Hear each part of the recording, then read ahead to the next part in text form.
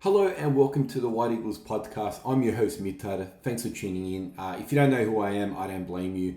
But anyway, this is my podcast about the Serbian football team, and there's a lot to discuss since the last time I posted a video. It's been a while since I posted a video. So let's talk about the new jerseys and a couple of friendlies that we played that were pretty bad. Anyway, so as you can see below me here, it's the new football jersey that Serbia will be playing with. I'll just open up the white version and you can see the red version and the white one. All in all, they're not bad. If they had the old emblem, which would be, I was hoping that it would be for these Euros, but unfortunately, probably because the Serbs made a decision to replace these new logos with returning it back to the old logos. They only made it maybe a couple months ago, so I'm assuming Puma didn't have the time to swap the logos around, and this one probably I believe even more. They just didn't care. Puma don't care about the Serb football team, and as it shows with the last couple of jerseys we've had, but. The main thing is we're going back to the old logo. Football. I've been saying this since for ages. Jerseys. They come and go every 2 years. They replace our jerseys, but the emblem, usually there forever. So it's good that they're going back to the old emblem. I don't think there's too many people that I haven't met anyone that likes the new logos and that would be disappointed to go back to the old logos. The Serbs, they can have this logo as a Serbs logo, knock yourself out. But on the field, let's face it, we just want this logo here, and I'm pretty happy that it's coming back. I was hoping that maybe we'd be playing in these jerseys for these games against Russia and Cyprus, but it looks like they're going to be released just maybe a month before the Euros start, and I'll be buying both, obviously, and then we'll see what happens. As you can see, the red one, there's a bit of pattern on it, but apart from that, and a bit of the white on it, which actually looks pretty good.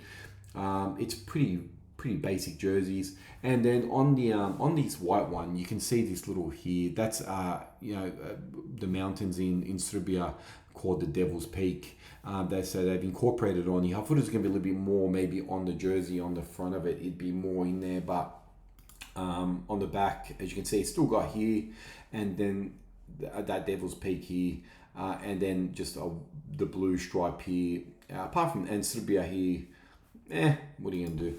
But obviously Puma have left us after this Euros. See you later. I'm hoping we signed with Adidas now that Adidas have lost the Germany contract, which is huge. That Germany's turned their back on Adidas. They've been offered 100 million a year by Nike to go with Nike, and they've left Adidas. So maybe if Adidas needs some to fill somewhere, Serbia can slide right in there. And it'd be great to see. We've never had Adidas. Serbia's never had Adidas. Yugoslavia, yes, but never Serbia. So I'd love to see Adidas.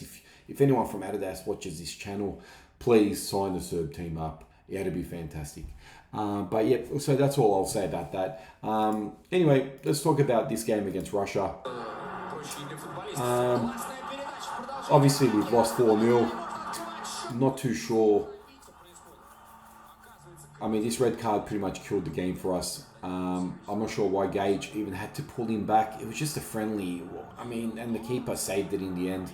Petkovic, he has a pretty good save there. He got his hands behind the ball, but unfortunately, it was just too powerful. But nothing with the keeper there. The keeper actually saved the shot that he was running. That Russian player was just about to score. He saved it, and then Gage got himself sent off, and then a penalty as well. I don't think he needed to do it. Pretty decent penalty here. Got some power there. What are you going to do? This is the second goal. Terrible defending. Pavlovic tried to header away. It was never there for him to header it anyway. He used his body to block the Russian player, and that made it 2-0. And by then, you're a man down. It's 2-0. You're not going to win, and you're not going to get anything from this game.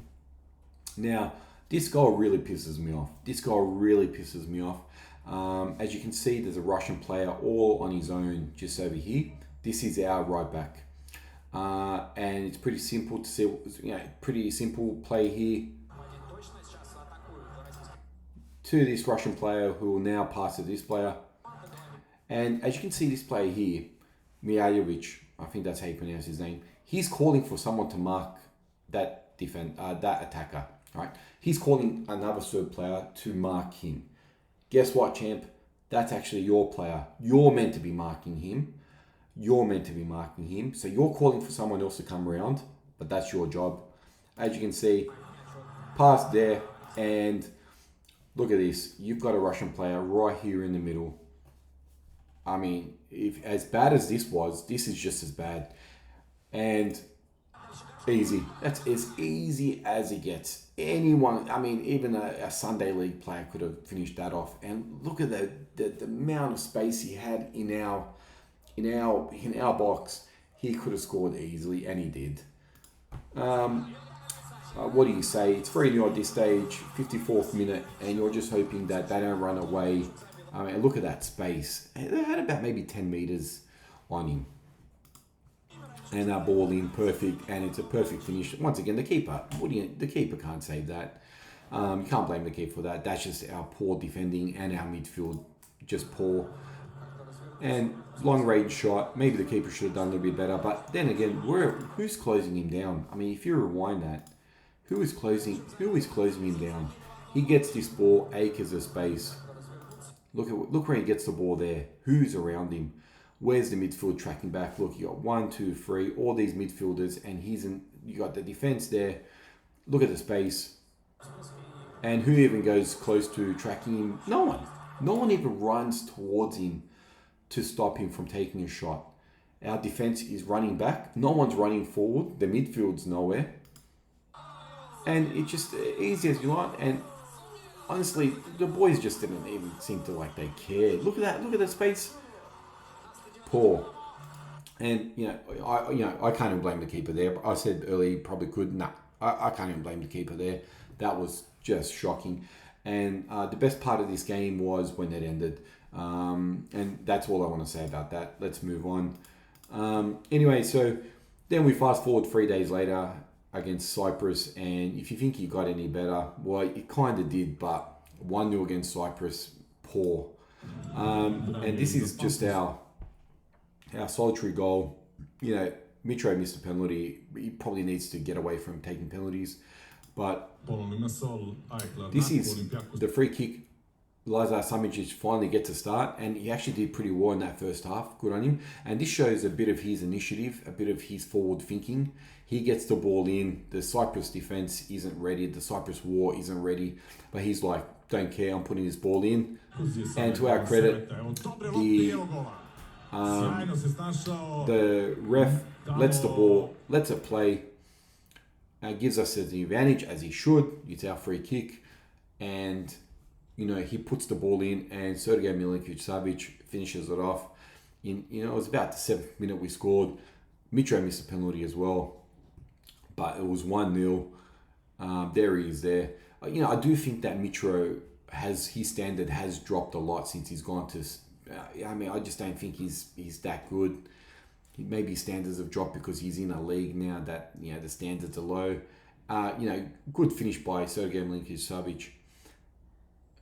And between two plays, he gets the ball, puts his foot in there, and he scored. 2 plays around him, they really didn't do anything. The keeper was on his line. Once again, he was expecting that free kick to come in. But that's it. You win at 1-0. Hosta changes at halftime. Tadic 106 games for Serbia. Congratulations. It's fantastic to see that. And we've got 2 more friendlies against Austria and Sweden in June. Plus, then you got 3 more games in the Euros. So that's 5 games. So he'll probably finish on 111 games. And then I don't see him playing on after that. He'll be 36 almost. And then he'll probably retire. So he'll end up with 111 games. And yes, I don't think we're going to get past the group. So I think he will just finish on 111 games. That's if he does play the 2 friendlies, which I think he will. I think he'll finish on 5 more games for Serbia and finish on 111 games, which is fantastic achievement. But these two friendlies really showed that we are really struggling as a team. And I've been saying it as soon as I saw England drawing in our group. We are going to get torn apart by England if we defend like we did against Russia. Russia are a decent team. England are a world-class team. And when you look at the players they've got, Kane, Bellingham, Saka, Walker, Grealish, Foden, and he's a benchy Foden. He usually just comes on in the second half. And you think about, and they're just off the top of my head the sort of players I'm thinking of. Even that John Stones can score a goal from a corner. And they're just players I can think of. England will tear us apart if you think that's not going to happen. And, on the 16th of June, at this same stadium in 2006, we lost against Argentina 6-0.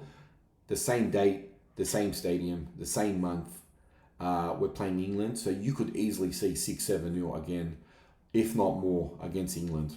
I fear that game. I park the bus and just try to go for 1-2-0 loss or even a draw, which I don't think. I think we will get torn apart against England. And then Slovenia beat Portugal 2-0.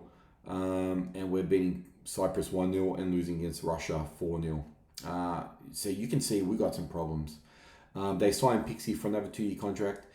Does he deserve it? Yes, World Cup and then Euros. Yeah, he probably does deserve another contract based on the qualifications, right? But when you look at the way we're playing, it is.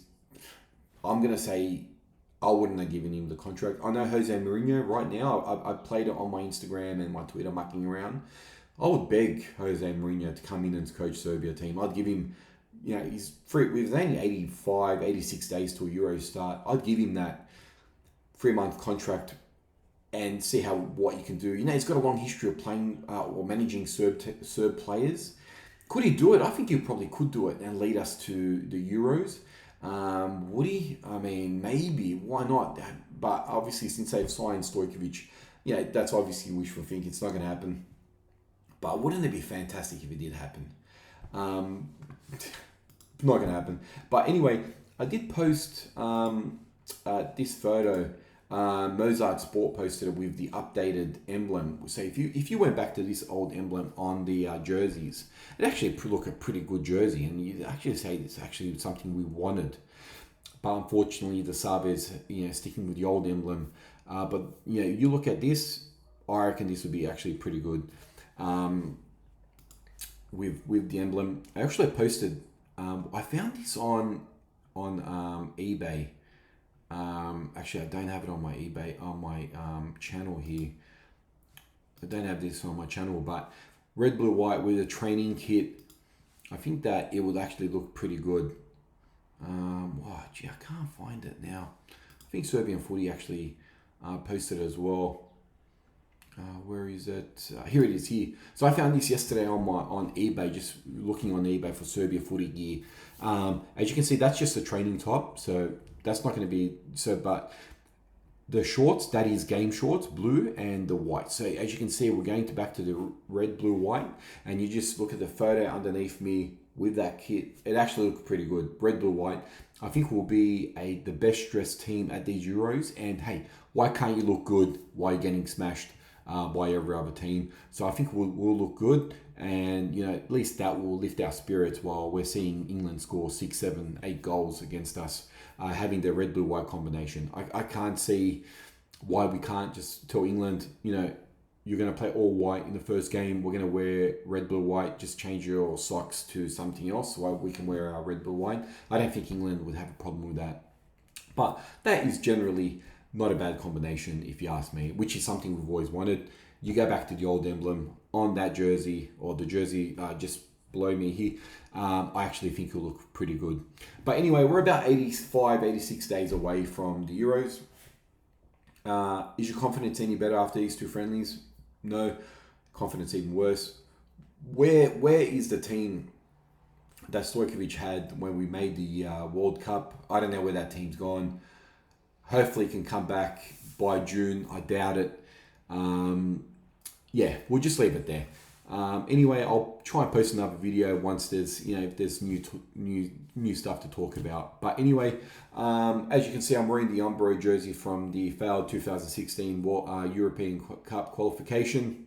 It was actually a pretty good jersey made by Umbro. I was actually disappointed we left Umbro to go to Puma, and I think all the fans, and if you were happy, you're definitely not happy now that we left Umbro to go to Puma. I actually thought Puma made some great kits. This is actually really nice. We got the cross coming down this way.